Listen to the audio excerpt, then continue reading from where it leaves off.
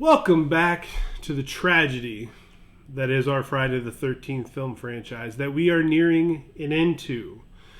This is Aging Gracefully. I am Matthew Essex. Today we're going to talk about Jason X, the 10th installment in the franchise that was released in 2001 and directed by Mr. James Isaac. Now, 2001's very far removed from the 80s, and that's that time that we love and celebrate.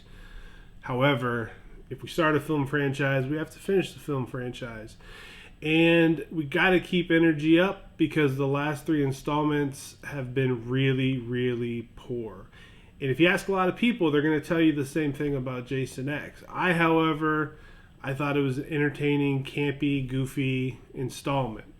But getting right into it, the government, our beloved, trustworthy government, those suits have decided that Jason, having been killed or maimed or attacked or harmed in all manner of ways, needs to be studied.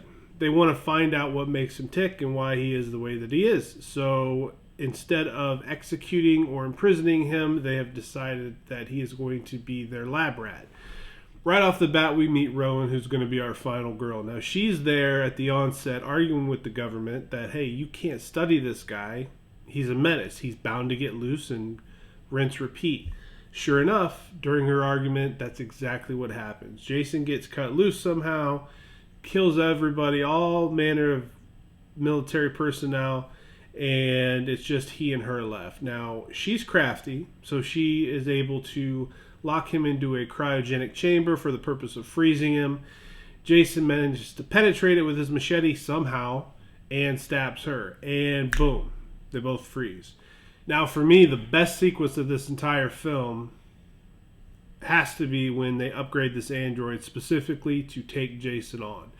They are completely outmanned on this ship. They don't know what they're going to do, and they decide to get creative. So this android not only gets into hand-to-hand combat with the guy, but she's armed to the teeth. And she takes him down in a way that makes you think that's got to be it. He takes one of those wounds that you think, there's no way he's getting back up from. Now, there in the back of your mind, you're like, God, I hope he doesn't start body hopping like he did in Jason Goes to Hell. If he does that, I would have got up and I would have left the theater more than likely.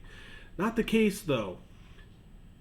We're set in the future, so they've got this nanotechnology that they used to heal Rowan's wounds at the beginning of the film. And somehow this gets activated, and torn down, ragged Jason Voorhees is miraculously healed and turned into Uber Jason, which is a really cool visual scene. They've got to keep him distracted, so they bring up sort of a fake AI Camp Crystal Lake where he dispatches of two girls in sleeping bags in the same manner that he did in part 7, The New Blood. One of the 25 kills in this one, pretty high body count, but it was an enjoyable movie.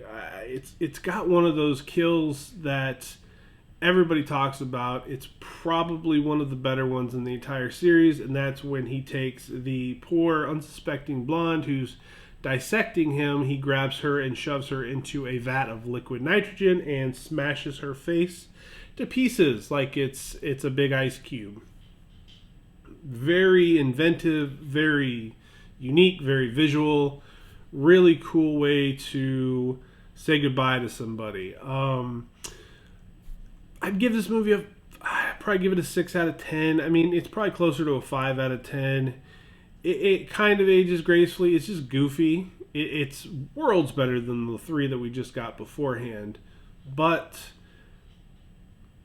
it's probably not in the top half of this franchise, unfortunately. It was a welcome addition compared to 7, 8, and 9.